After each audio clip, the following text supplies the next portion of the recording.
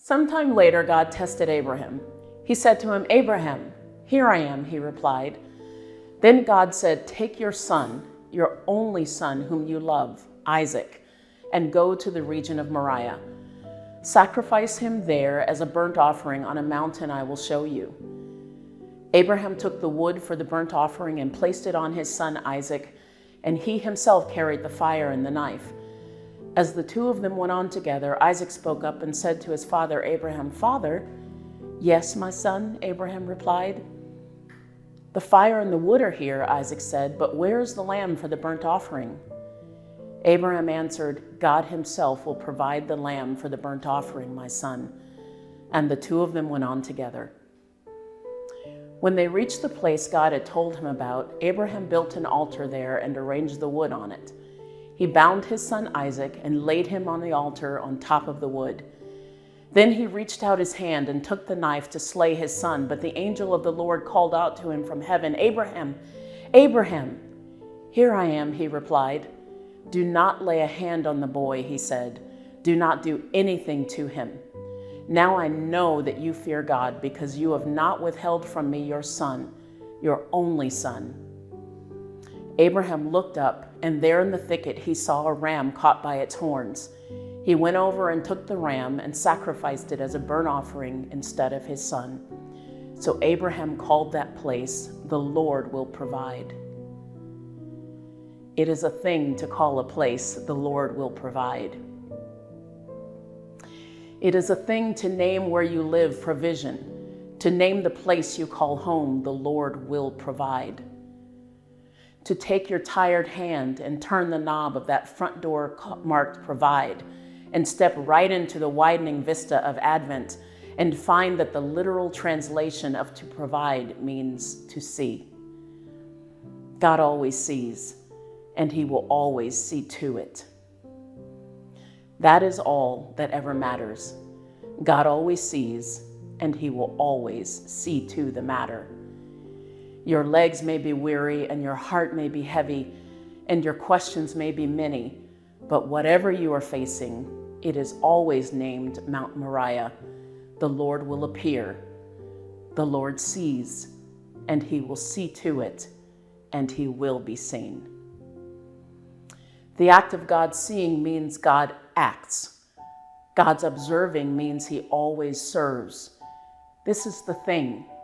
Your God's constant vision is your constant provision. You don't need to climb mountains named "I will perform." You don't need to climb mountains named "I will produce." Every mountain that every Christian ever faces, the Lord levels with sufficient grace.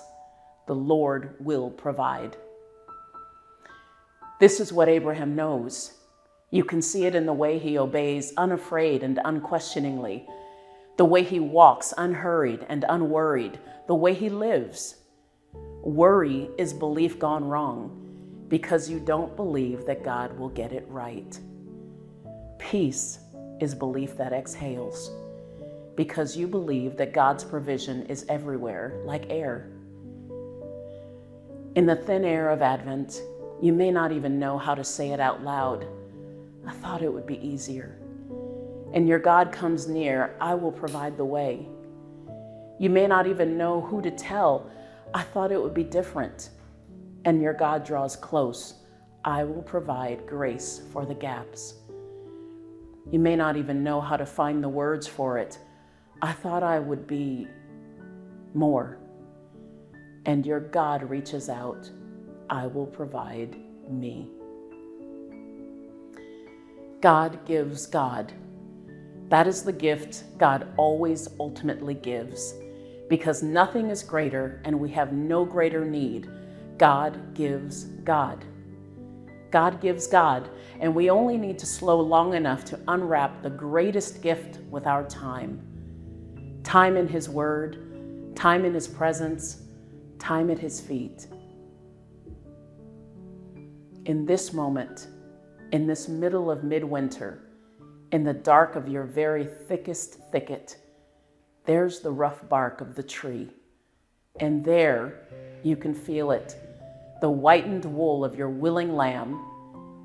You can feel the willing pulse of his warm heart. Advent is the time to see the tree in your thicket and whisper the echoing words of your God, "Now I know, now I know." Since you did not spare your only Son, how will you not also graciously give us, even me, all things you know I need? Now I know. Now I know, because you have not withheld from me your Son, your only Son. Now I know how you love me, how he always has a ram in the thicket, how he always provides this bleeding love calling you home.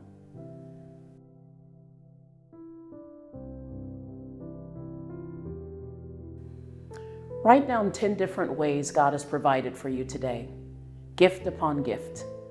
Slip your piece of paper under your Jesse tree. Thank God for being our Jehovah Jireh in all ways. Who can add to your Christmas?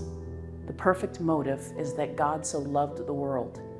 The perfect gift is that he gave his only Son. The only requirement is to believe in him. The reward of faith is that you shall have everlasting life.